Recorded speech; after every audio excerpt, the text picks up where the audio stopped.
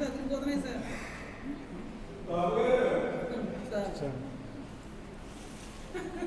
మీరు అంటారు అలాగే చూడండి variant of the scalar and significance very most important question. Variant of the scalar ఏం తీసుకుంటామండి? స్కాలర్ ఫంక్షన్ తీసుకోండి. అంటే పై ఆఫ్కి x comma y comma z అని తీసుకోండి. ప్లస్ స్కాలర్ ఫంక్షన్ అనుకోండి. దానికి ఏం చేస్తానికి తీసుకుని ఏం చేస్తాం, దానికి కోఆర్డినేట్స్ తీసుకోండి. పాయింట్ ఆఫ్ కోఆర్డినేట్ తీసుకోండి. అప్పుడు ఏమవుతుంది, మనకి x comma y comma z అవుతుంది. X comma y comma z అవుతుంది. దానికి డెరివేటివ్స్ ఎలా అవుతాయి, దాని యొక్క డెరివేటివ్స్ అనేది ఎలా తీసుకుంటాము, ఏం తీసుకుంటాము, దానికి కన్సిడర్గా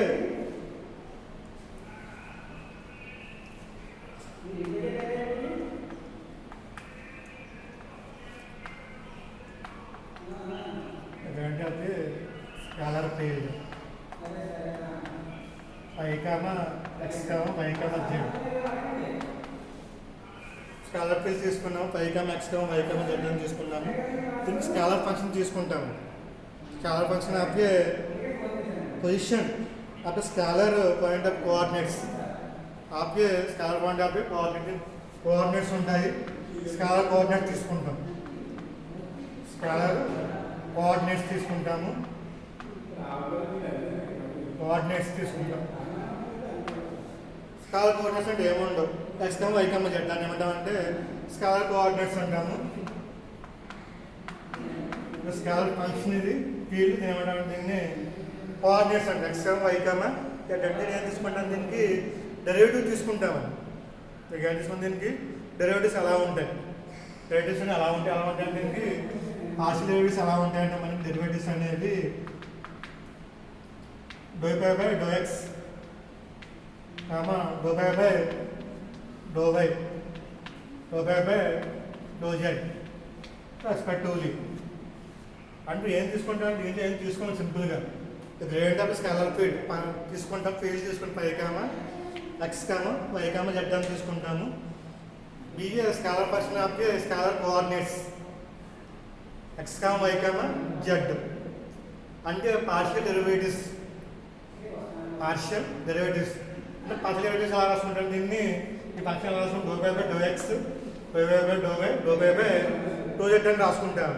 దీన్ని ఇంకా గ్రేడియంట్లో రాసుకుంటే gradient of scalar field function ఎలా రాసుకుంటే ఎలా ఉంటుంది,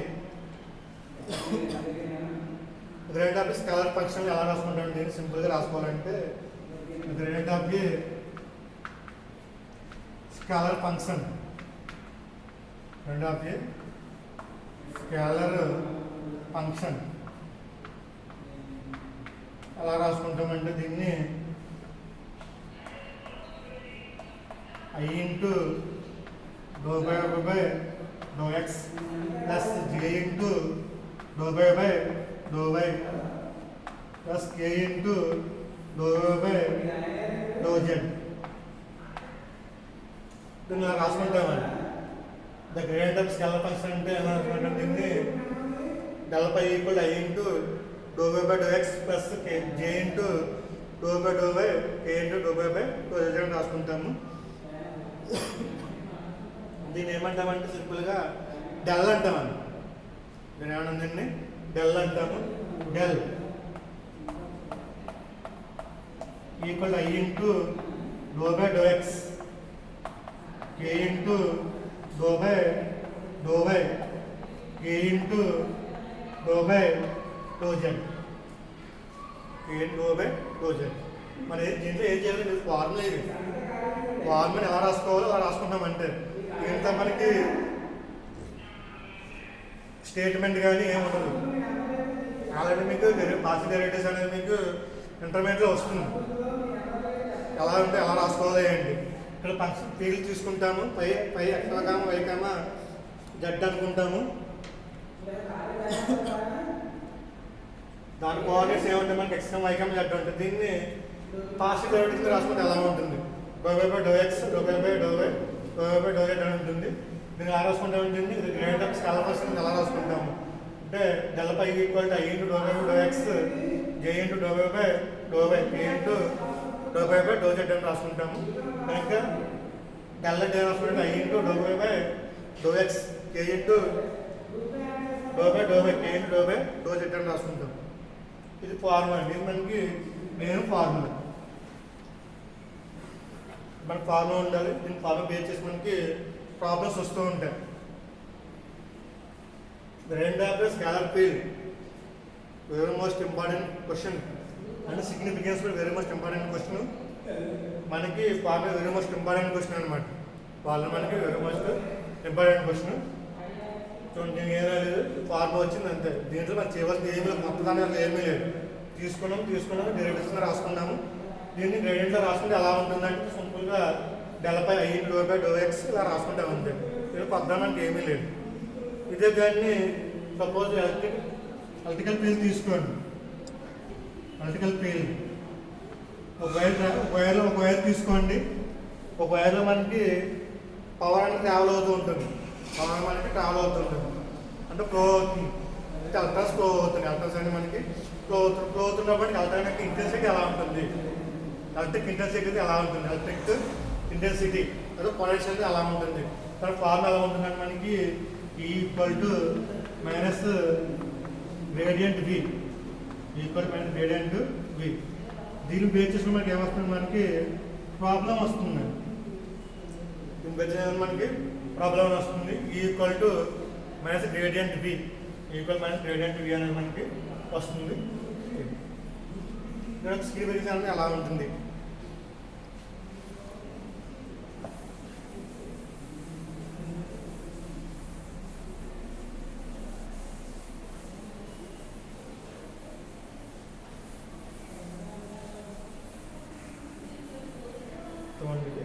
ఇది మనకి సింపుల్ ఎస్ఐ కాబట్టి ఎస్ఐ సింపుల్ ఏముండదు. నేను సింపుల్గా చెప్తాను, దాన్ని మీరు చూడండి. సర్ఫేస్ తీసుకోండి, లేవల్ సర్ఫేస్ తీసుకోండి. దీన్ని ఎస్ అనుకోండి, సర్ఫేస్ని ఎస్ అనుకోండి.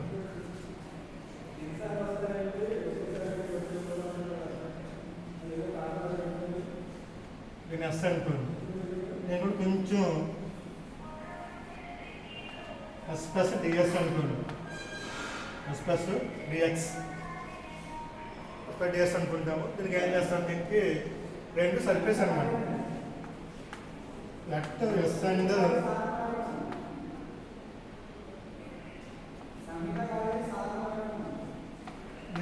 మనకి సర్ఫేస్ అనమాట. సర్ఫేస్ అలాగే రెండు ఎలమెంట్ మనకి క్లోజ్డ్గా ఉంటాయి. రెండు ఎలమెంట్ మనకి దగ్గరగా ఉంటాయి. రెండు సర్ఫేస్ మనకి కొంచెం దగ్గరగా ఉంటుంది. ఇది ఎస్ అనుకుంటాము. ఎస్పర్ చేసుకుంటే కొంచెం పెద్దగా ఉండొచ్చు. అది అందులో ఇప్పుడు ఏం చేస్తుంది, దీంట్లో వెక్టర్ తీసుకుంటాము. ఏఎన్ బిఎన్ తీసుకుంటాము. బి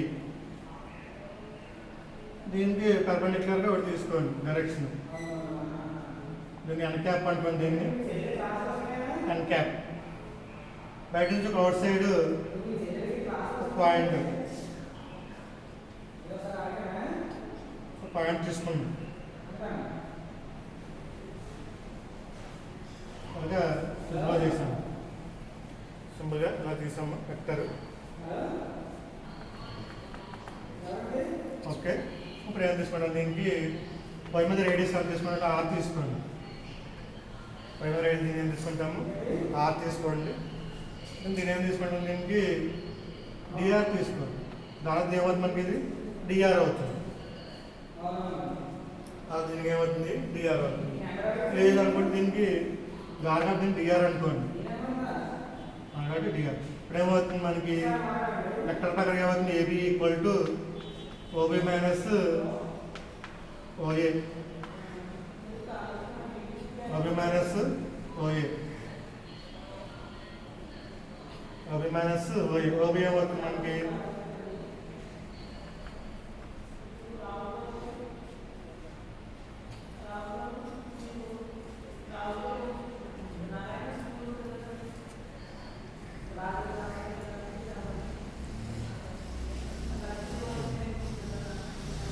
ఏమవుతుంది, మనకి ఇది ఆర్ డిఆర్ అయితే ఏమవుతుంది, ఆర్ డిఆర్ అయితే ఏమవుతుంది, మనకి ఆర్ ప్లస్ డిఆర్ అవుతుందండి.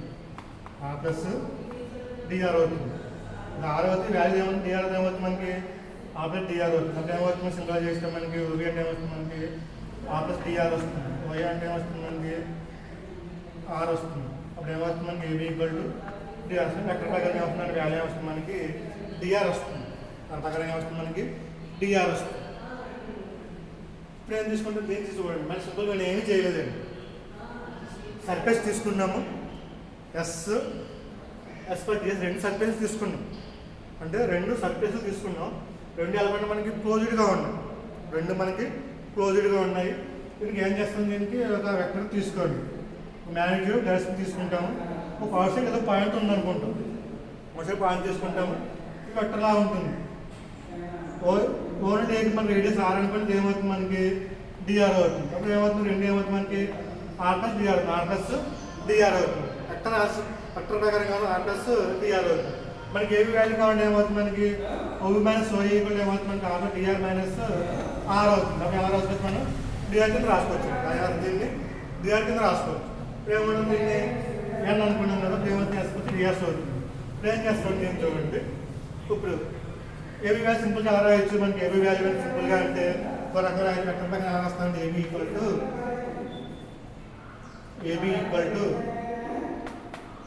నేను మనకి సర్ఫేస్ ఇది మనకి సర్ఫేస్ ఏమో దీని ఏమవుతుంది కొంచెం చేంజ్ ఏమవుతుంది మనకి డోఎస్ అవుతుంది. కొంచెం చేంజ్ అవుతుంది కదా డోఎస్ బై ఏమవుతుంది కొంచెం లైట్ చేంజ్ అయిన కానీ ఏమవుతుంది రేడియస్ అనేది డోఎస్ బై డోఆర్ అవుతుంది. చూడండి దీనిలో మార్పు ఏం లేదు. డిఎస్ అన్న డోఎస్ అన్న ఒకటే అయితే దీనిలో ఏంటంటే మనకి చేంజ్ అని అర్థం అంతే. డిఎస్ అన్న డెల్టా ఎస్ అన్న డోఎస్ అన్న చేంజింగ్ దాని మీనింగ్ ఏంటంటే చేంజింగ్ అని అంటే చేంజ్ అవుతుంది. డోఎస్ అవుతుంది ఏమవుతుంది మనకి ఇది కూడా ఆర్ అనేది చేంజ్ అవుతుంది. ఏబీ ఆర్ రాసుకొచ్చారు మనం డోఎస్ బై డోఆర్ అని రాసుకోవచ్చు. డోఎస్ బై డోఆర్ అని రాసుకోవచ్చు. ఇప్పుడు ఏసీ ఉంది. ఏసీని ఎలా రాసుకోవచ్చు ఏసీ ఈక్వల్ టు ఏమవుతుంది మనకి ఇక్కడ డోఎస్ ఉంది. ఏమవుతుంది మనకి అన్నం కానీ ఏమవుతుంది మనకి డోఎస్ బై డోఎన్ అవుతుంది. డోఎస్ బై డోఎన్ అవుతుంది. వాల్యూ 1 అనుకోండి వాల్యూ 2 అనుకోండి ఎలాగనుకుంటాం. ఇప్పుడు ఏం చేస్తాం దీన్ని ఇప్పుడు ఏం చేస్తాం ట్రయాంగిల్ ఏబిసి తీసుకుంటే నేను సి అనుకోండి దీన్ని సి అనుకోండి. From triangle ABC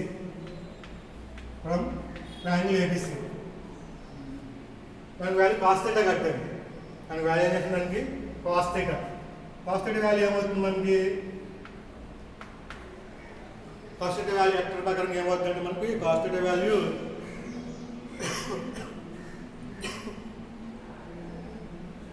AC by AB అవుతుంది. ఏసీ బై ఏమో వెక్టర్ తీసుకున్నాం మనం. ఇది వెక్టర్ కండిషన్ కనుక మనకి ఏసీ బై ఏబీ అవుతుంది. ఏసీ బై ఏబీ దీని ఏమవుతుంది ఏసీ అనుకుంటే ఏమవుతుంది దీన్ని బై ఏబీ అని అనుకుంటాం.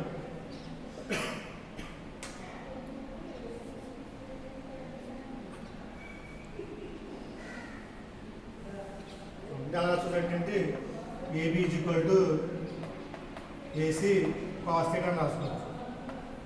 AB is equal to AC cos theta అని రాసుకుంటాం. మనకి ఏబీ వాల్యూ ఎంత వచ్చింది మనకి డోఎస్ బై డోఆర్ వచ్చింది. ఏసీ వాల్యూ ఎంత వచ్చింది మనకి doe s by doe n into cos theta వచ్చింది. ఇప్పుడు వాల్యూ దీన్ని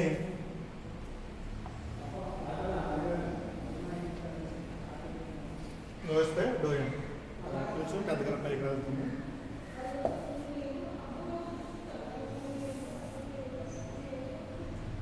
from triangle ABC cos theta equal to AC by AB equal to AC cos theta. AB value వస్తుంది మనకి 1 ప్రకారం from 1 doe s by doe r. AC value వస్తుంది doe s by doe n cos theta వస్తుంది. Theta value 0 అయితే ఏమవుతుంది మనకి theta value 0 అయితే మనకి ds by dr equal to ds by dn వస్తుంది. ఇప్పుడు వాల్యూ మనకి 1 వచ్చింది కదా ఏమవుతుంది అంటే మనకి క్యాపిటల్ రాసి మనకి యూనిట్ వెక్టర్ అంటాం కాబట్టి ds బై dn వాల్యూ ఏమవుతుంది మనకి థీటా ఈక్వల్ 0 అయితే ఇది సింపుల్ మెథడ్ ప్రకారంగా ఇది థియరీ మనం రాసుకోవాలి. థియరీ మనం అనేది ఈజీగా రాసుకోవాలి. దోష పెట్టాలంటే నేను సింపుల్గా ఎలా రాసుకోవచ్చు అంటే దీన్ని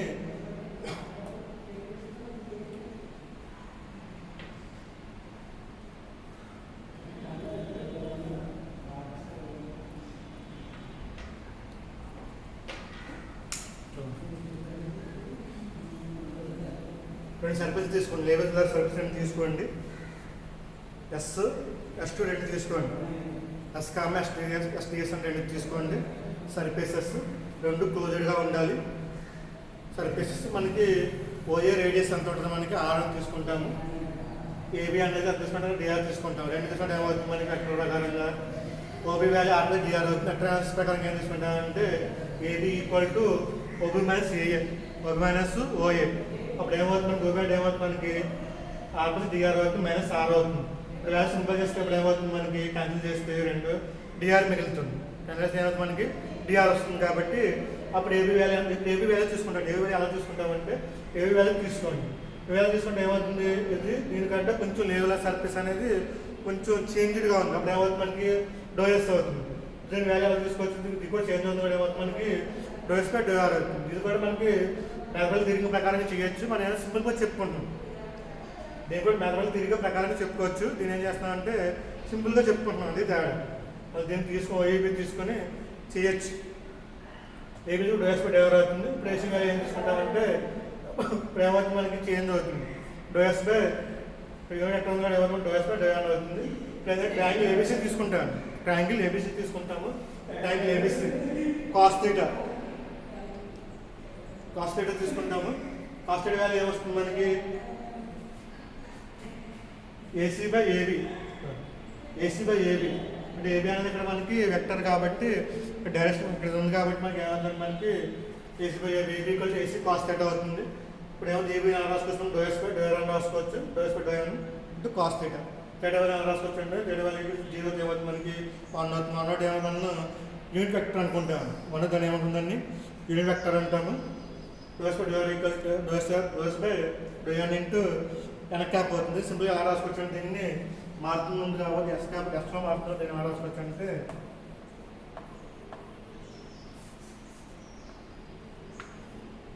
డోఎస్ equal to doe s by doe r అంటే ఎన్ క్యాప్ కింద రాసుకోవచ్చు అండి.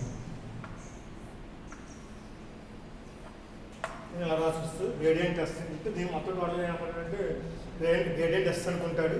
ప్లస్ డోఎస్ ఎన్ బై ఎన్ క్యాప్ అని రాసుకుంటాం. దీన్ని ఏం చేస్తామంటే రెక్టాంగిల్ రాసుకుందాము. ఫస్ట్